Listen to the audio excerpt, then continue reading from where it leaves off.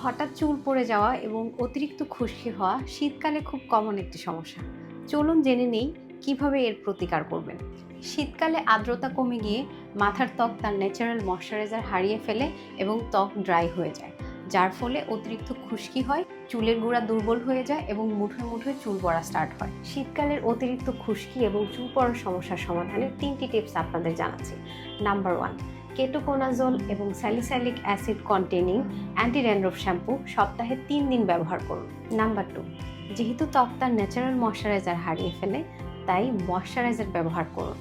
Anti hair loss এরকম অনেক সেরাম এবং লোশন পাওয়া যায়, যেগুলো ব্যবহার করে ত্বককে আপনারা ড্রাইনেস থেকে রক্ষা করতে পারেন। নাম্বার 3, খুবই কমন একটি মিস্টেক আমরা সাধারণত করে থাকি।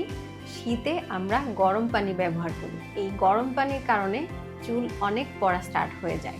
তাই আমরা গরম পানির পরিবর্তে কুসুম গরম পানি ব্যবহার করব। যারা অতিরিক্ত চুল পড়া এবং খুশকির সমস্যায় ভুগছেন, তাদের জন্য আমরা কিছু ট্রিটমেন্ট সাজেস্ট করে থাকি, যেমন হাইড্রা ক্যারাবাইড, low level laser therapy, hair loss, lots of treatment like PRP, GFC, mesotherapy, এক্সোজোমস।